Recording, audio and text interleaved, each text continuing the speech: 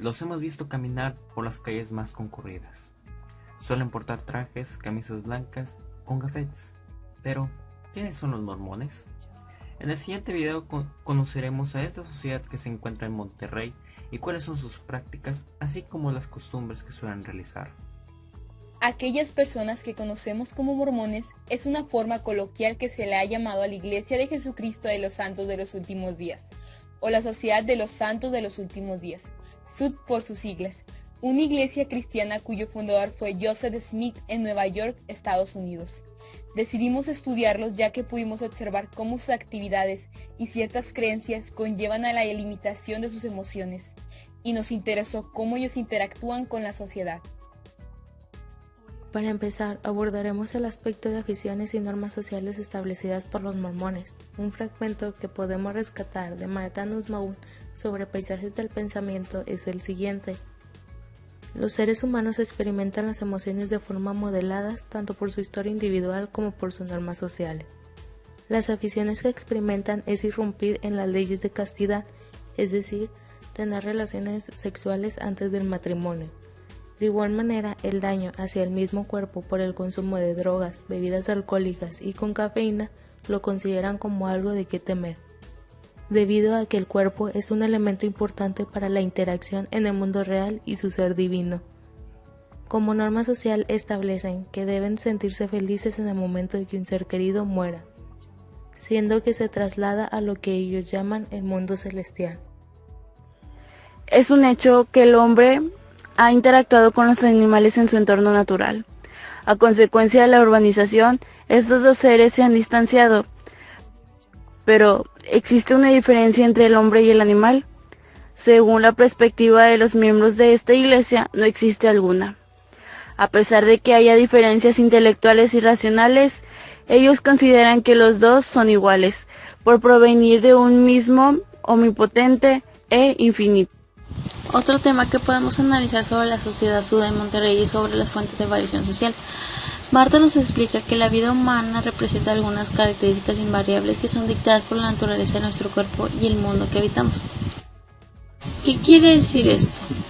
Las emociones que experimentamos ante algún evento son producidas gracias al mismo mundo que vivimos. Es por ello que nos encargamos de abordar los 5 elementos que conlleva definir las emociones en la sociedad SUD. El primero consiste en las condiciones físicas de los mormones. Los mormones definen al hombre como un ser inferior ante su Dios. La única manera en que ellos pueden sobrevivir en el mundo terrenal es por medio de la convivencia entre sí mismos como comunidad ante los peligros y la violencia que se desatan en el mundo actual.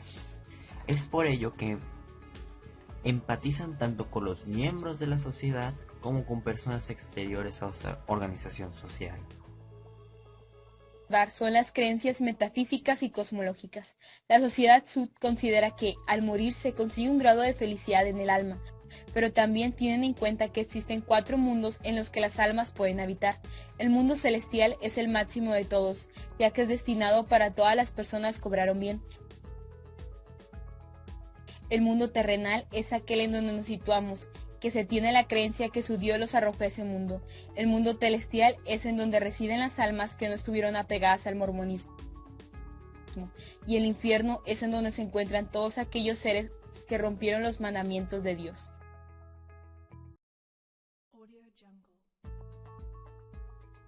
El tercer tema es sobre las prácticas sociales. Los mormones tienen definidas las acciones que deben de realizarse para estar en calma.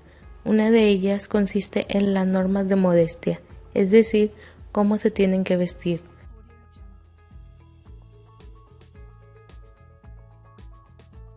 La relación de misiones con propósito de incluir a nuevos miembros a esta sociedad forma parte de una práctica social. Por último, el papel de los esposos y los hijos son importantes, ya que ellos son los modelos de educación para los niños. Para concluir en este apartado, el cuarto aspecto es el empleo del lenguaje.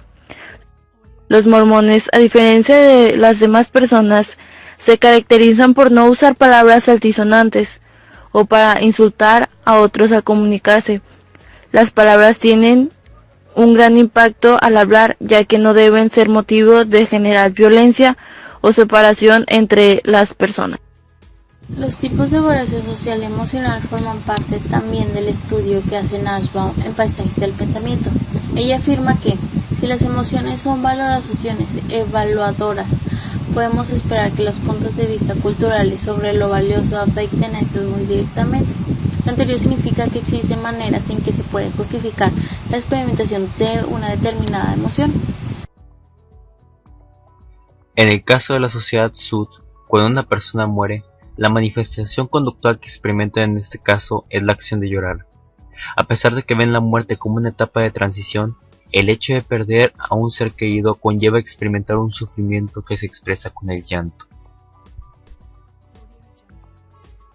La justificación que existe ante ello es que los mormones ven el acto de llorar como una evidencia de amor y de cariño. Llorar muestra el lado sensible y humano que tenemos como personas. Existe un objeto apropiado en el momento que alguien se encuentra sufriendo o está rompiendo en llanto. La sociedad Sud considera como correcto el llorar a una persona querida al sufrir una enfermedad o morir por causas naturales. Mas no es bien visto que se llore por cosas materiales tales como el dinero.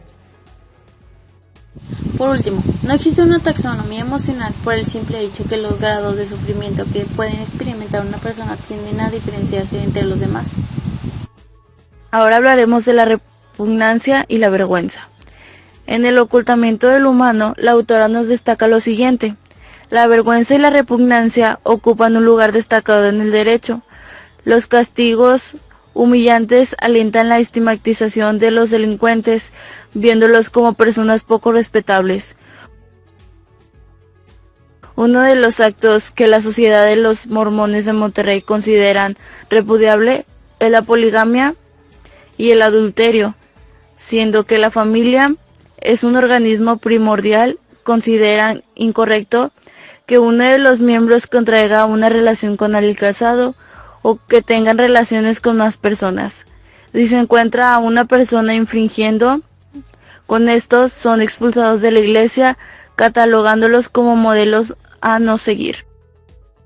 La ira es considerada para ellos como un sentimiento que todas las personas, inclusive ellos, pueden llegar a experimentar en algún momento de sus vidas. Pero llegar a un punto donde la ira conlleve agredir a otras personas puede ser peligroso y no bien visto.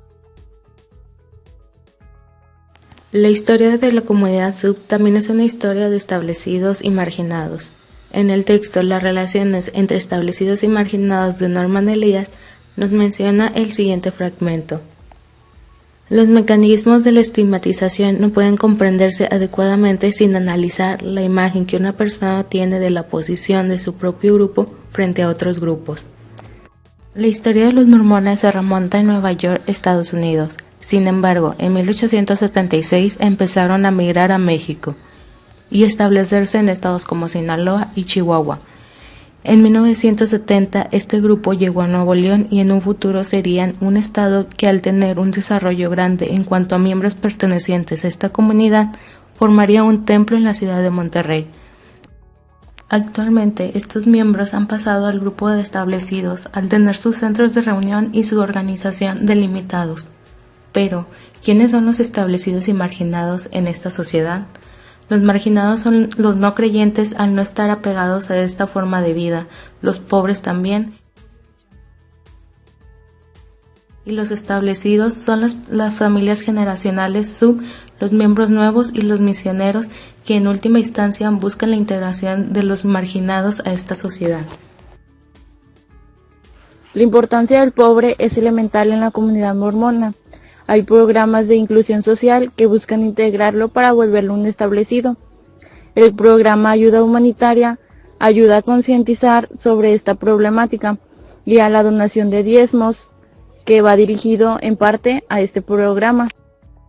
Al empezar a establecerse también empezaron a organizarse por jerarquía conformada de llamamientos tales como presidentes, consejeros y quórums. De estos niveles de organización se pueden observar la influencia del poder y el significado del dinero. Existen los consejeros Henry B. Eyring y Dipper F. Ofter. Ellos aconsejan al presidente y tienen un poder similar en la organización de la iglesia. El quórum de los 12 apóstoles también son encargados de la iglesia y en general, y su función es reconocida en todos los países en donde la iglesia está establecida. En Nuevo León también existe una organización similar. Mark Joseph y Andrew McCall coordinan los templos y la misión, es decir, se encargan de dirigir a todos los misioneros que vienen a Monterrey a hacer sus proselitismos. Otra de las relaciones de poder que la sociedad sud mantiene es con el gobierno dependiendo del país. En este caso, podemos rescatar un episodio donde se puede observar esta relación con la aparición del Temple de Monterrey durante el sexenio del presidente de México, Vicente Fox Quesada, y el antiguo presidente Gordon B. Hinckley, que se reunieron para aprovechar la ocasión. Gordon B. Hinckley, como muestra de agradecimiento, realizó un donativo al programa Vamos México del presidente de aquel tiempo. El dinero posee un significado e importancia en los mormones, ya que es esencial para el establecimiento y expansión de su ideología. Dicho dinero es importante ya que a través de él se crean programas como el Programa Misional, Programa Humanitario, Fondo Perpetuo para la Educación, Educación de Templos, Iglesias y otros. Estos programas permiten la expansión de la iglesia y la inclusión de los mismos marginados. El marketing y el desarrollo de los medios es un punto esencial de la iglesia, ya que hay una vasta diversidad en la que la mercadotecnia interfiere para dar a conocer la iglesia. Plataformas como YouTube, revistas como La Liona, folletos, páginas como LDS.org, Sala de Prensa México y www.mormon.org son una de las pocas de más de millones de páginas recopiladas por miembros de la iglesia y por la misma iglesia. Existen medios de control social basados en las normas reflejadas en los modelos sociales. Las actividades y reglas de los mormones son establecidas por medios de los libros y revistas a su control. En el texto Establecidos y Marginados del autor Norman Elias menciona: se puede apreciar el funcionamiento de esa relación bastante evidente. El grupo de las viejas familias cuyos miembros se conocían desde hace una generación habían creado en su interior un modo de vida y un conjunto de normas. Las actividades sociales también tienen como fin la inclusión de personas no mormonas a esta sociedad, la realización de misiones a otros países o estados de México, así como las noches en familia buscan establecer un vínculo con las personas para poder captar su atención y así hacer que los marginados de esta sociedad formen parte de los establecidos. Inclusive podemos considerar a la misma iglesia y templos como medios de control institucionales, ya que en estos lugares surgen esas actividades y prácticas y, al construir una nueva iglesia, aparecen nuevos establecidos que intentan convencer a las personas a seguir con estas prácticas mormonas. Como toda sociedad, la violencia también es imperante en la sociedad mormona. La violencia es también el símbolo de la marginación de esta sociedad al ser expulsados de Missouri en 1833 y también de Illinois. Sin embargo, la violencia intrafamiliar también es un tema preocupante. Si esta es ejercida, el infractor, sea o no mormón, puede someterse al arrepentimiento y acudir con los representantes regionales de la iglesia para obtener apoyo al igual que la víctima. Vemos cómo la violencia puede también ser parte de un medio de control, solamente si la persona siente culpa ante sus acciones y se dedica a las actividades mormonas.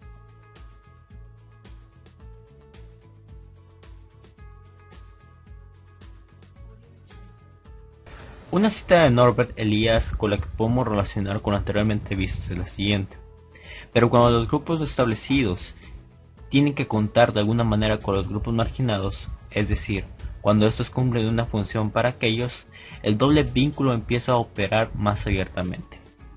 La Sociedad Mormona de Monterrey ha pasado de ser marginada a establecida. Esto ha ayudado a ampliar su propia ideología a modelos de vida, normas y programas.